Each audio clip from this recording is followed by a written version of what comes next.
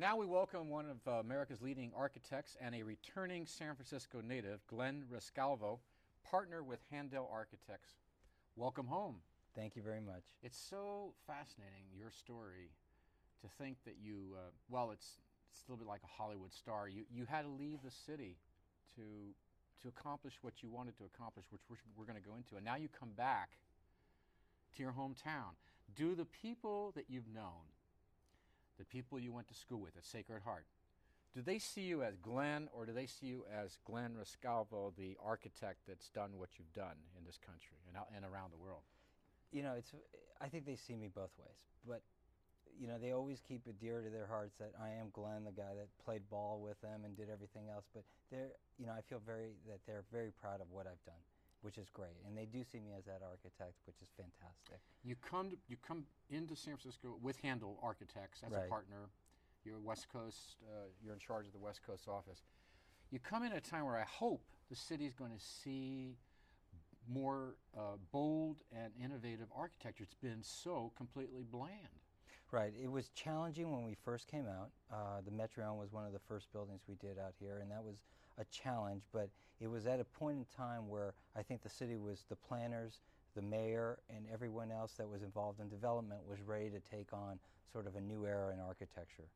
The frenzy was there. Why has this city that prides itself on being innovative and progressive been so unimportant in terms of architectural statements and really dynamic buildings like you find in Brazil, which is progressive, and Chile, which you will talk about, other Latin American countries, that they combine their passion of freedom with their architecture. It's an expression. Does it mean that we're actually an old, stodgy old city? Well, I think there's a strong population there that really holds on to the old San Francisco.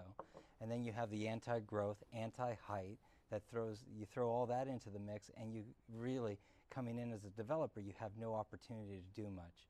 I think that's all kind of been put aside. Most of those things groups have fallen apart. They're not as strong as they used to be. So now the arena is much different. The environment's different, and the developers can come in and actually create something great. How much do you think the responsibility was on the San Francisco Planning Department and its previous directors, not this director, Dean Macris is terrific, for not insisting or just being satisfied with mediocre design for great buildings in San Francisco?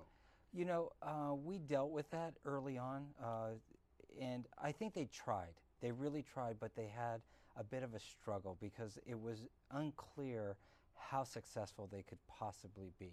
I think now the groundwork has been established, so now I think the planners as well as the mayor can see how to move projects forward and still mitigate issues that might come up along the way. You feel there's a change going on. Talk about you in an article, recent article in Business Times. You have strong opinions. I mean, you don't want to insult your fellow architects, but you are very clear about what you like and don't like about San Francisco. What's going on now? There are some exciting things happening. That is true. Including your building, which we're going to get to at 301 Mission. Right. And I think a lot of it has to do with now that you see quite a bit of developers are bringing in star architects from all over the world. Renzo Piano, Calatrava has been mentioned. I mean, there's all kinds of great architects that are being brought in, and I think part of that has to do with the fact that the city is asking for great development, for great projects.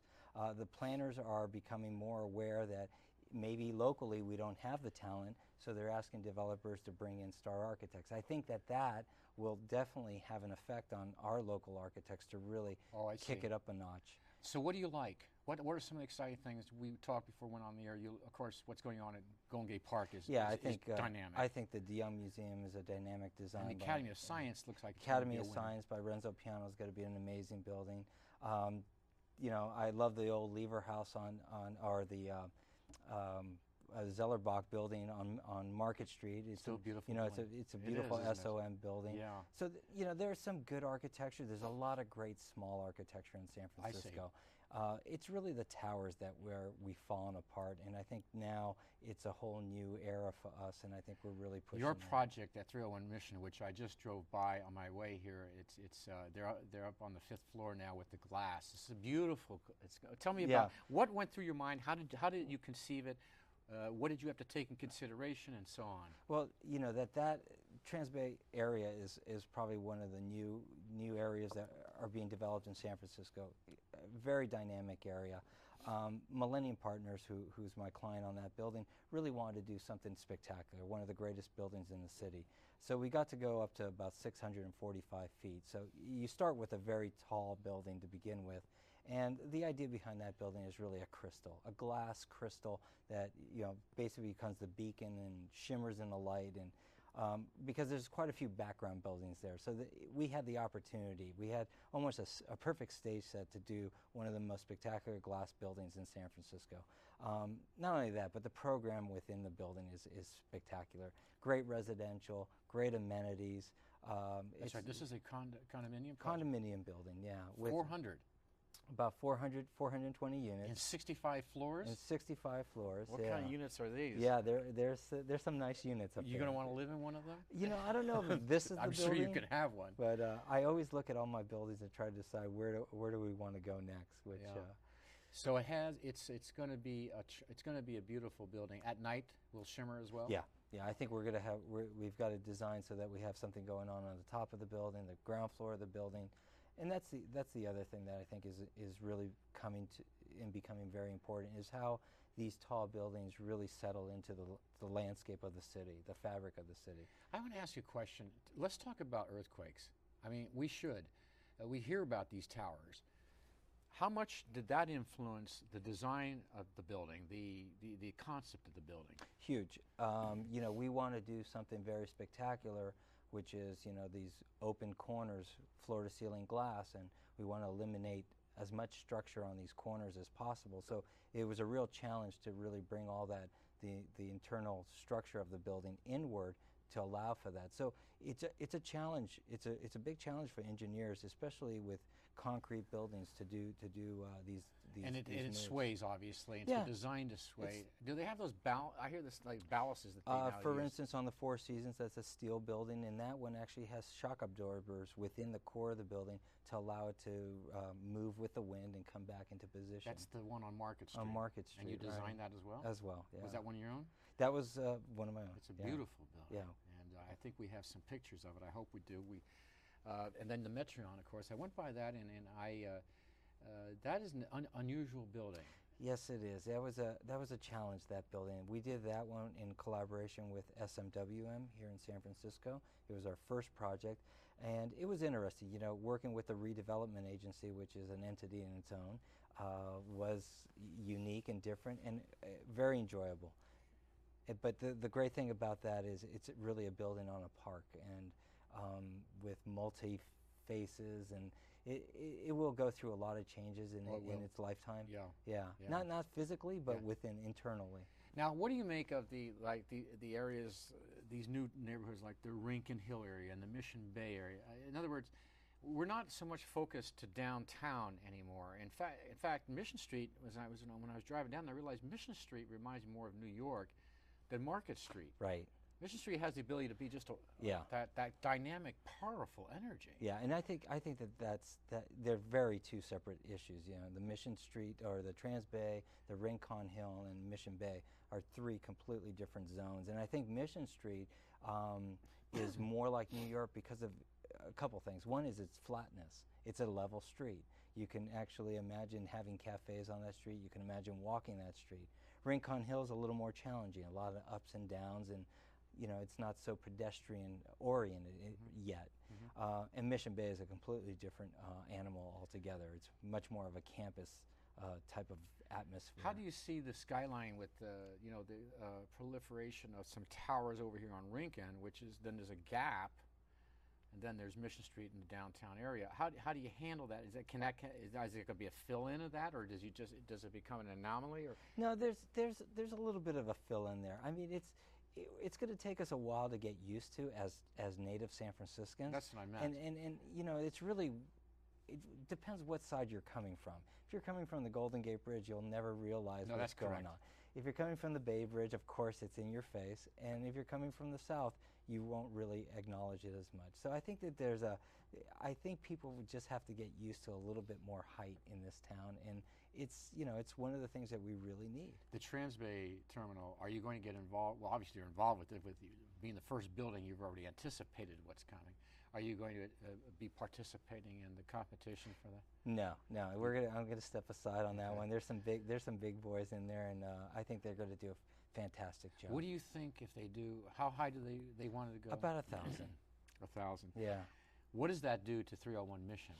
You know, it's nice to be a tall building and be one of the tallest buildings around, but I think depending on the design and depending on where they site it, I think it would just be a compliment to that building. I think it's really more about what the programming of those buildings become to really make it dynamic. They have to take in consideration your building. Absolutely. We've been talking to them for the last 4 years on what we're doing and why we're doing this, and I think they're in alignment with what we're doing. Mission Bay, John King from the Chronicle this week, who's been a guest here, wrote about it. Do you have any thoughts about where Mission Bay is going? I mean, the laboratory look is really, it's not an attractive look, but then of course they are laboratories. Do you have any ideas on how to take Mission Bay now and give it some character?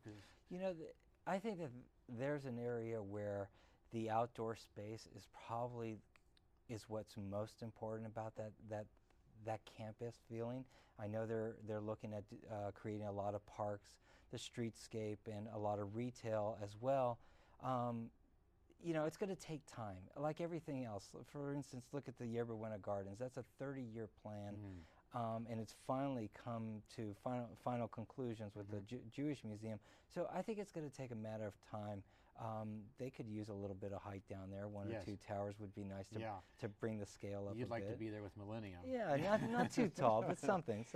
Are you working on, is 301 Mission your main focus right now, or are you already starting to look at something else? Yeah, we've already started. I mean, 301 Mission is basically on it's on what are you working cruise control. Well, we got another project under construction, 631 Folsom under construction. We're doing a great project down in Costa Mesa, which is in schematics for a local developer here. Any more international? Got something in Santiago, Chile that's fully under construction now, which is great. It's the high-rise? The high-rise. That's a completely mixed-use building, convention center, retail, office. You designed it? Yes, we did. And then there's quite a few other sites in the city, which I can't really talk about too much, but some good stuff coming online. Is it an art form for you, or is it almost recreational, and then you go? You have to go out and do work, or is it still got the thrill that you had? It does. I tell my wife I love going to work. I love going to my office. I've got a great team. It's a very studio atmosphere. We build a lot of models. We sketch a lot. It is an art form for us. I mean, we take it upon ourselves to just have fun. What a story. You had to go away from San Francisco, and now you come back at a great time. Time when people want to take some chances, and you're ready to go. Yeah. Glenn Rescalvo, thank you for being with us. Thank you. And thank you for being with us, and we'll see you next time. For program schedules, post-production notes, and free streaming video of select interviews, visit our website at www.sfunscripted.com.